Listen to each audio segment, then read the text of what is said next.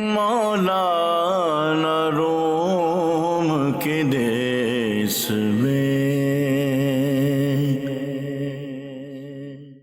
ناظرین کرام، ایک مرتبہ پھر آپ دیکھ رہے ہیں مولانا روم کے دیس میں۔ برسا شہر پہنچنے پر ہم سب سے پہلے پہنچے غازی عثمان کے مقبرے پر۔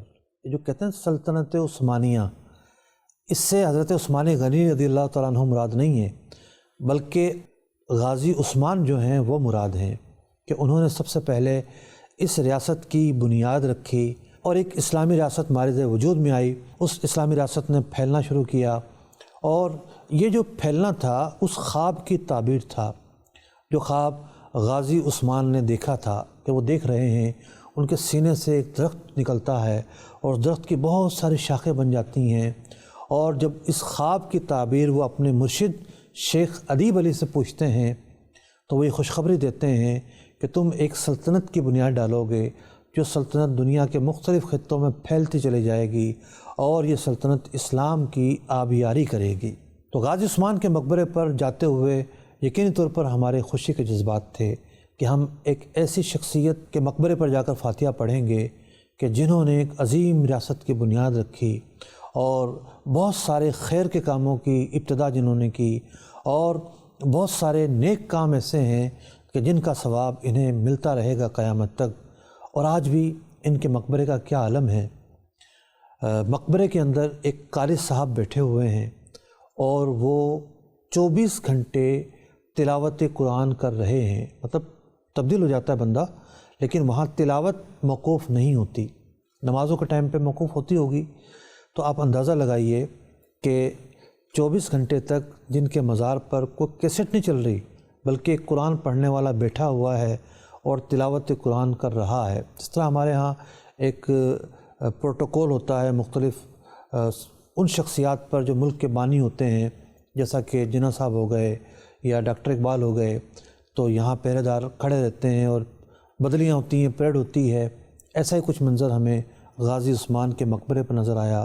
بہت اونچی جگہ پر یہ مقبرہ بنایا گیا ہے اور شہر اس کے نیچے بہت نیچے نظر آتا ہے۔ یہیں قریبی واقع ان کے جو بیٹے تھے غازی اور خان، جسے وہاں پر عام لوگ اورحان خان کہتے ہیں، کیونکہ وہ لوگ آج کل جو ان کی زبان ہے اس میں خان ہی پڑھتے، تو ان کا مقبرہ بھی قریب ہی ہے، وہاں بھی ہم نے جا کر فاتحہ پڑھی۔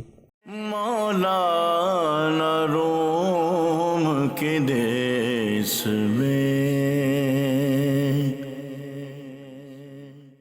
میں جناب پہنچ چکا ہوں برسا میں، اور برسا جو ہے وہ ایک بڑا شہر ہے۔ عثمان غازی کے مزار پر موجود ہوں۔ ایک قلعے پر یہ مزار واقع ہے، دیکھیے اس سے شہر کتنا نیچے نظر آ رہا ہے۔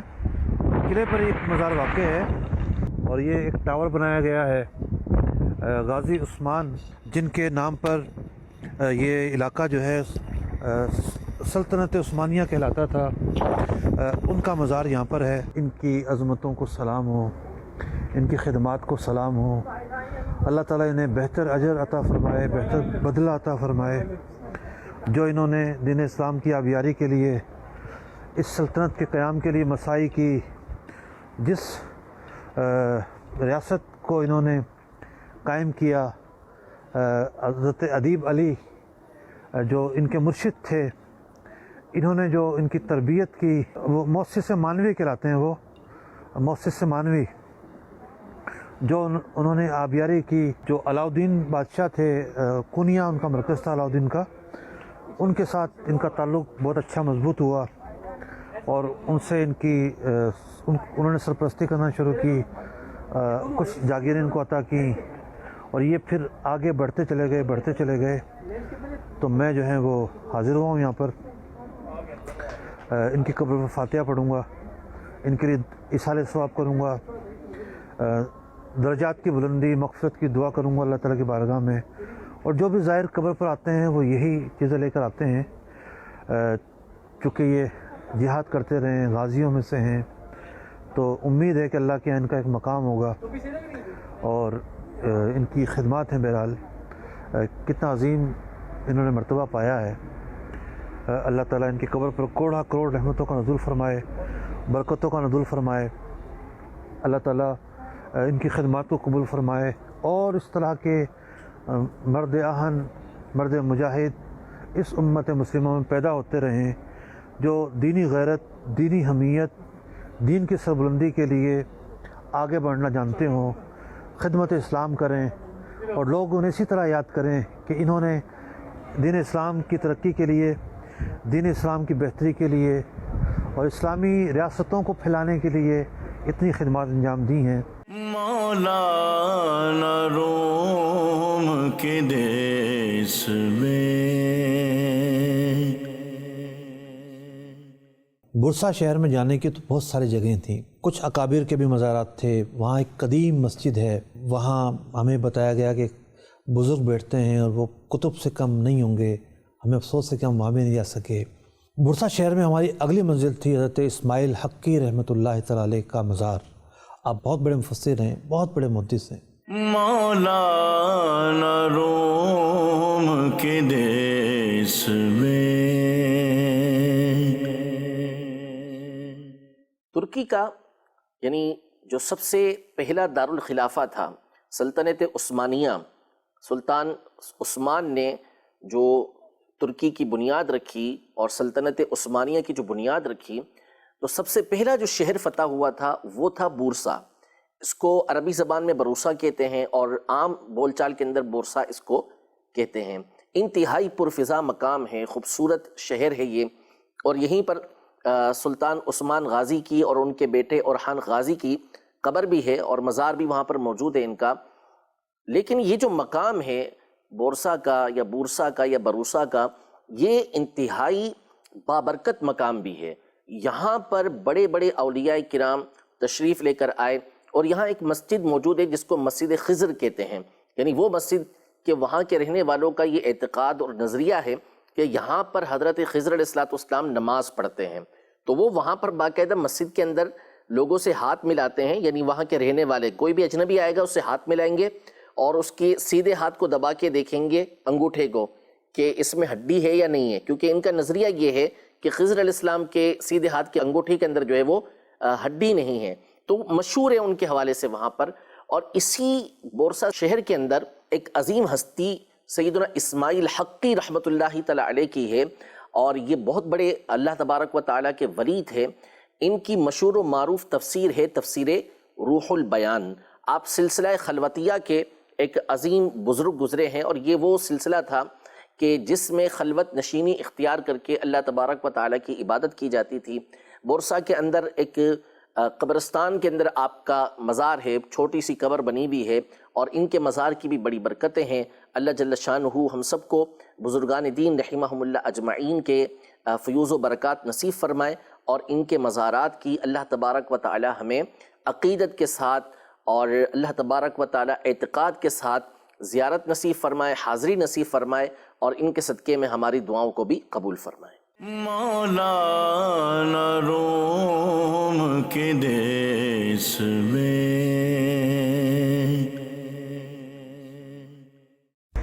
الحمدللہ رب العالمین والصلاة والسلام علی سید الانبیاء والمرسلین، اما بعد فاعوذ باللہ من الشیطان الرجیم، بسم اللہ الرحمن الرحیم۔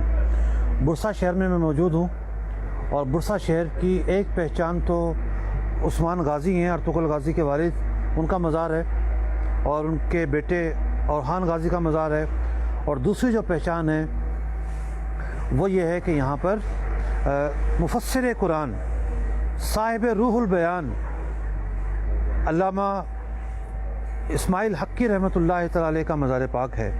یہ وہ مزار پاک ہے، اللہ اکبر۔ ان کی جو تفسیر ہے وہ پاک و ہند میں بہت مقبول ہے، اور اپنی تفسیر کے اندر یہ عربی کے ساتھ ساتھ فارسی بھی لکھتے ہیں۔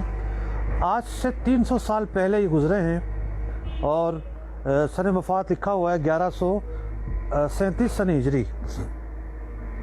اور ان کی جو تفسیر ہے روح البیان، مفتی احمد یار خان نعیمی رحمۃ اللہ تعالی علیہ نے بطور خاص اس سے استفادہ کیا ہے، اور حضرت فیض احمد اویسی صاحب رحمۃ اللہ تعالی علیہ نے ان کی جو تفسیر ہے اس کا ترجمہ بھی اردو میں کیا ہے، کیونکہ اس میں فارسی بھی تھی عربی کے ساتھ ساتھ۔ اس تفسیر کے خلاصے بھی ہوئے ہیں، ترکی کے ایک عالم ہیں، انہوں نے خلاصہ کیا ہے، لیکن اس خلاصے کے اندر علماء اہل سنت کو اطمینان نہیں ہے، وہ خلاصے میں کچھ پرابلمز ہیں۔ تو یہ عالم قرآن، معرفت روحانیت کے منبع، بعض علماء نے ان کو 11ویں صدی کا مجدد بھی کہا ہے، بعض علماء کے نزدیک یہ 11ویں صدی کے مجدد بھی شمار کیے گئے ہیں، اور ان کی کتاب میں جو تصوف کے نکات ہیں وہ دیگر تفاسیر کو ممتاز بناتی ہے۔ ان کی تفسیر جو ہے اس میں معصور بھی ہے، تفسیر اشاری بھی ہے، اور بہت سارے جو ہے نا علم و حکمت کے پہلو ہیں، اور اہل سنت والجماعت کے جو عقائد و نظریات ہیں اس کا بھرپور دفاع ان کی تفسیر میں ملتا ہے۔ علماء جگہ جگہ پر ان کا حوالہ دے کر اپنے کلام کو مؤید فرماتے ہیں۔ یہ مفسر، یہ محقق، یہ فقیہ حضرت اسماعیل حقی رحمۃ اللہ تعالیٰ علیہ ان کے مزار پر موجود ہیں۔ اللہ تعالیٰ سے دعا ہے کہ ان کے واسطے، ان کے طفیل ہمیں بھی فہم قرآن عطا فرمائے، ہمارے بھی سینوں کو منور فرمائے، ہم پر بھی جو بند عقدے ہیں وہ منکشف فرمائے، علم و عرفان میں، روحانیت میں ہمارے لیے بھی راستے کشادہ ہوں، اور اللہ تعالیٰ اپنی معرفت عطا فرمائے، اپنے حبیب علیہ السلام کی معرفت عطا فرمائے، فہم قرآن عطا فرمائے، قرآن کا سیکھنا، سمجھنا، عمل کرنے کی توفیق عطا فرمائے، اور جتنے بھی علماء نے قرآن کی خدمت کی ہے، اور جتنے بھی علماء نے حدیث کی خدمت کی ہے، فقہ کی خدمت کی ہے، دین کی خدمت کی ہے، سب کے درجات کو اللہ تعالیٰ بلند فرمائے، ان کے مقام میں، مرتبے میں، شان میں، عزت میں اللہ تعالیٰ اضافہ فرمائے۔ بروز قیامت پیارے آقا علیہ السلام کا ساتھ سب کو نصیب ہو۔ اور اس قبرستان میں اور بھی قبریں ہیں، چھوٹا سا قبرستان ہے، پیچھے مسجد میں کام بھی چل رہا ہے۔ یہ ان کی زوجہ کا مزار ہے، عائشہ خاتون، یہ ان کا مزار ہے۔ اللہ تعالیٰ ان کی تربت پر بھی رحمتوں کا نزول فرمائے۔ یہ اور علماء ہیں، شاید ان کے پوتے ہوں، یہ ان کا مزار ہے۔ کچھ اور قبریں ہیں یہاں جو ہے۔ قبروں پر یہ گول پلر لگانے کا عرف ہے، گول پلر لگا کے پھر اس پر لکھا جاتا ہے، بڑا حسین ایک کام ہوتا ہے یہ۔ اللہ تعالیٰ قبول و منظور فرمائے۔ ہمیں آگے جانا ہے، دل تو چاہ رہا ہے یہاں کھڑے رہیں، برکات نصیب ہوتی رہیں، لیکن آگے کا سفر ہے۔ مولانا روم کے دیس میں برسا شہر سے آگے ہی مطلب کچھ اس طرح کا منظر ہے جیسا کہ آپ اسلام آباد گئے ہیں اور مری جانے کے لیے آپ کو اور اوپر چڑھنا پڑے گا۔ یہاں سے 30-35 کلومیٹر دور برف پوش پہاڑیاں آ جاتی ہیں، تو وہاں بھی ہمارا جانا ہوا، اور وہ زندگی بھی ہم نے لوگوں کی دیکھی کہ وہاں کس طرح رہتے ہیں۔ اور اللہ رب العزت کی بنائی ہوئی کائنات کا یہ جو ایک حسین پہلو ہے وہ کیا ہے، وہ دیکھتے ہوئے ہم واپس استنبول کی طرف پلٹے۔ آج ہم بڑی صبح سویرے اٹھ چکے تھے، تقریباً کوئی 4-5 بجے ہم جاگ چکے تھے، اور لاہور کے رہنے والے سوچ رہے ہوں گے 4-5 بجے جاگنا کون سا کمال ہے، ہم تو اس وقت اٹھ کے فجر پڑھتے ہیں۔ استنبول میں ان دنوں میں کچھ 8:15 بجے سورج طلوع ہو رہا تھا، یعنی 8:15 بجے تک آپ فجر پڑھ سکتے تھے۔ تو اب وہاں کے تناظر میں اتنی جلدی جاگنا آپ سمجھ سکتے ہیں، تھوڑا سا عجیب ہوگا۔ آج ہم جلدی اس لیے جاگے کہ ہمیں صبح سویرے ایئرپورٹ پہنچنا تھا۔ 8:10 پر ہماری فلائٹ تھی دیار بکر شہر کے لیے۔ استنبول میں اس وقت 2 بڑے ایئرپورٹ ہیں، ہمیں جانا تھا سبیہ ایئرپورٹ سے۔ عام طور پر لوگ آج کل اس ایئرپورٹ سے نہیں جاتے، تھوڑا سا شہر سے دور پڑ جاتا ہے، لیکن چونکہ ہم نے فلائٹ اچانک بک کروائی تھیں، اچانک سے مراد یہ ہے کہ پاکستان میں رہتے ہوئے بک نہیں کروائی تھیں، کہ ہمیں خدشہ تھا کسی کا ٹیسٹ اگر کرونا کا پازیٹیو آ جاتا ہے تو پھر کیا ہوگا، تو اس لیے وہاں پہنچ کر ہی 2 دن پہلے ہم نے فلائٹ بک کرائیں، یا 1 دن پہلے بک کرائی۔ تو فرق بڑا آ رہا تھا، جو نزدیکی ایئرپورٹ تھا وہاں کوئی 5000 سے اوپر کی فلائٹ تھی، اور جو سبیہ ایئرپورٹ تھا وہاں سے جو فلائٹ تھی وہ تقریباً 4500 روپے کی تھی۔ 2 گھنٹے کا سفر، کراچی سے اسلام آباد اتنا دور سفر، لیکن یک طرفہ کرایہ 4500 روپے پاکستانی۔ یہاں تو تقریباً جو ہے 9000 روپے تک کرایہ شروع ہوتا ہے، اور فلائٹ کا وقت قریب آتا جائے تو مزید جو ہے مہنگا ہوتا چلا جاتا ہے۔ 2 گھنٹے کا سفر تھا، اور ہم صبح سویرے جو ہے دیار بکر شہر پہنچ گئے۔ دیار بکر شہر بہت ٹھنڈا شہر تھا، اور جگہ جگہ ہمیں برف پڑی ہوئی نظر آ رہی تھی۔ یہاں پر ایک مقامی مدرسے کے محتمم مولانا غلام رسول صاحب نے ہمیں ریسیو کیا، وہ اپنی گاڑیاں لے کر آئے ہوئے تھے، اور ہم ان کے مدرسے میں پہنچے۔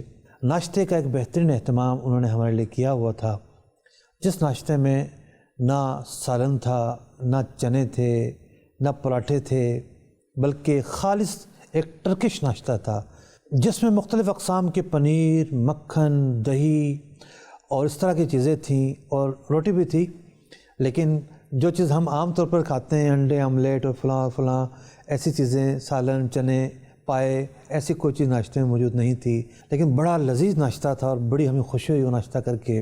ہمارا قیام اسی مدرسے میں رہا اور ہم نے یہ فیصلہ کیا کہ ہم سوئیں گے نہیں، آرام نہیں کریں گے، اگرچہ کہ رات کو آرام کم ہوا تھا، ہم نے اپنے اس دن کو مصروف رکھنے کا فیصلہ کیا۔ چنانچہ تھوڑی دیر کے بعد ہی گاڑیاں جو ہیں وہ آ گئیں، ان گاڑیوں میں چل کر ہم دیار بکر شہر کی طرف چل پڑے۔ دیار بکر شہر ایک بڑا قدیم شہر ہے، مولانا روم کے دیس میں، اور کسی زمانے میں یہ ملک شام کا حصہ ہوا کرتا تھا۔ دیار بکر جو ہے یہاں صحابہ کرام علیہم رضوان کی آمد و رفت رہتی تھی۔ دیار بکر شہر میں 10,000 صحابہ کرام علیہم رضوان کا آنا ثابت ہے۔ دیار بکر شہر علماء اور محدثین کا شہر ہے۔ بہت سارے علماء جن کے نام کے آگے بکری لگتا ہے وہ اس شہر سے تعلق رکھتے تھے۔ دیار بکر شہر کے اندر 27 صحابہ کرام علیہم رضوان کے مزارات موجود ہیں۔ یہ مزارات ایک قلعے میں واقع ہیں۔ یہ وہ قلعہ ہے کہ حضرت خالد بن ولید رضی اللہ تعالیٰ عنہ نے کہ جب آپ بیت المقدس کو فتح کرنے جا رہے تھے تو یہاں سے آپ کا گزر ہوتا ہے، یہاں پر جو لوگ تھے اس وقت نصارہ وغیرہ، وہ اس قلعے میں محصور ہو کر آپ کا مقابلہ کرتے رہے، لیکن حضرت خالد بن ولید رضی اللہ تعالیٰ عنہ نے قلعے پر حملہ کیا اور ایک جانب سے آپ اس قلعے میں داخل ہوئے۔ وہ جگہ بھی ہم نے دیکھی کہ جہاں پر آپ نے پڑاؤ کیا تھا اور پھر قلعے میں داخل ہوئے۔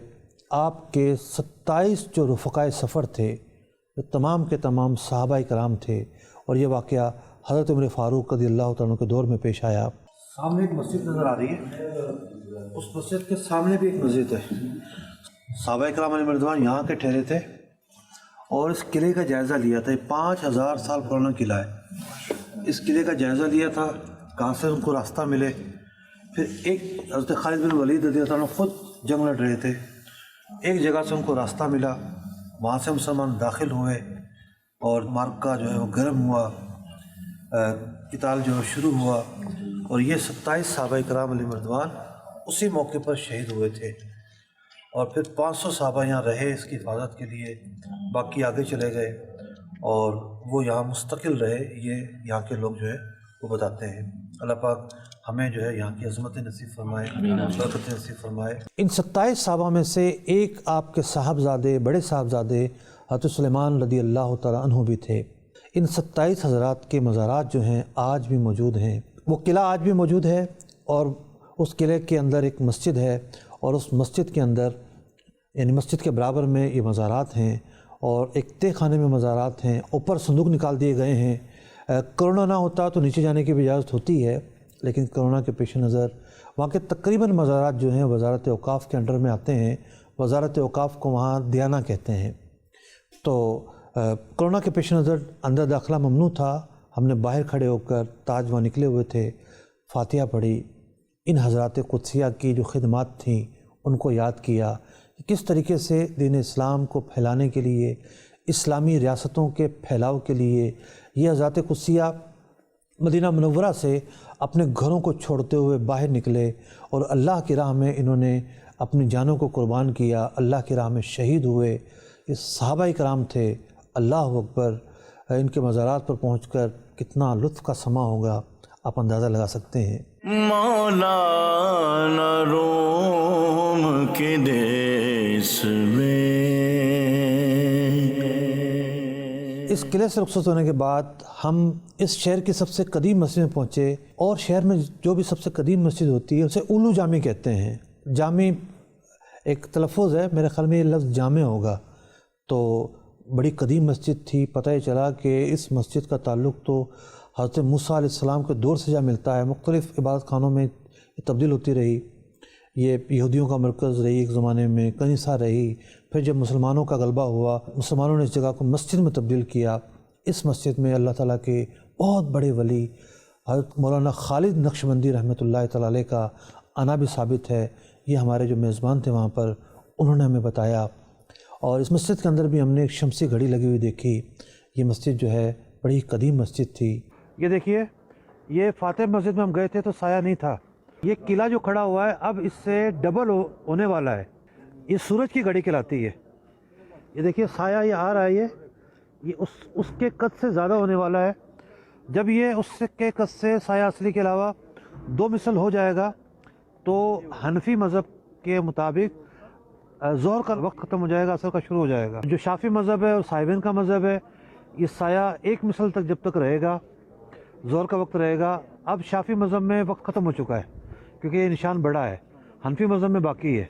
اگلے دن ہماری عرفہ کی جانب روانگی تھی، لیکن روانگی سے پہلے ہمارے میزبان نے فون کیا مفتی دیار بکر کو اور ہمیں بتایا کہ بہت ہی صوفی اور نیک طبیعت کے حامل ہیں، ان سے آپ ضرور ملیں۔ تو ہماری بھی خوش قسمتی تھی کہ ہم اس شہر کے سب سے بڑے مفتی سے ملاقات کرنے جا رہے تھے۔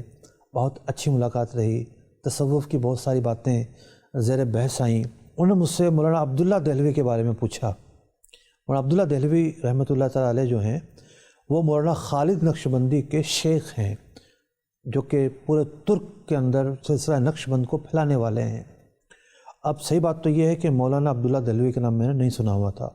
میں نے معلومات کی تو بعد میں پتہ چلا کہ ان کا ہمارے جو ایریاز ہیں یہاں پر غلام علی دہلوی کے نام سے وہ مشہور ہیں، لیکن اصل نام ان کا عبداللہ دہلوی تھا، تو باہر کی دنیا میں وہ عبداللہ دہلوی کے نام سے جانے جاتے ہیں۔ تو حضرت مظہر جانے جانا کہ یہ خلیفہ تھے، بہت بڑے ولی اللہ تھے کہ شیخ خالد نقشبندی کو یہ بشارت ملی کہ تمہارا روحانی رزق یہاں رکھا ہوا ہے، اور وہ سفر کرتے ہوئے ایران کے راستے اور پھر افغانستان کے راستے لاہور پہنچتے ہیں اور پھر دہلی پہنچتے ہیں۔ میں نے ایک جگہ پڑھا کہ یہ شاہجہاں پہنچے۔ اب میں نے کہا شاہجہاں میں تو اس نام کے کوئی بزرگ نہیں ہے، ملتان کے قریب چھوٹی سی بستی ہے۔ پھر میں نے ایک محقق سے فون پر بات کی، ان کا نمبر تلاش کیا۔ انہوں نے کہا کہ اصل میں شاہجہاں جو ہے وہ کیپٹل کو کہتے ہیں، جہاں بادشاہ رہتا ہو۔ تو دہلی مراد ہے یہاں پر شاہجہاں سے، جو آپ نے پڑھا ہے وہ صحیح پڑھا ہے، لیکن اس سے مراد دہلی ہے۔ تو سلسلہ نقشبند کے بہت بڑے عالم ہیں ماشاءاللہ وہ بھی۔ تو بہت ساری باتیں ہوتی رہیں، وہاں ترکی میں کیا معاملات ہیں، یہاں کیا معاملات ہیں، اس پر تبادلہ خیال ہوتا رہا، فقہی مسائل پر گفتگو ہوتی رہی۔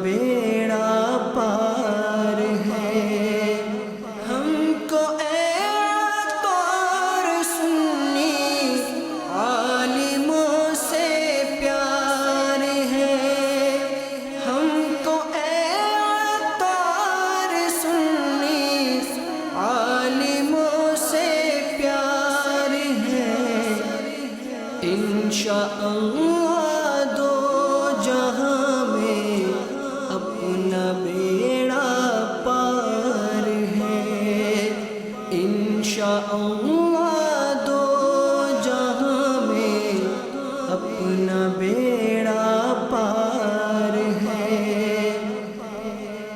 مفتی احسان صاحب نے ان کی فرمائش پر نعت پڑھی۔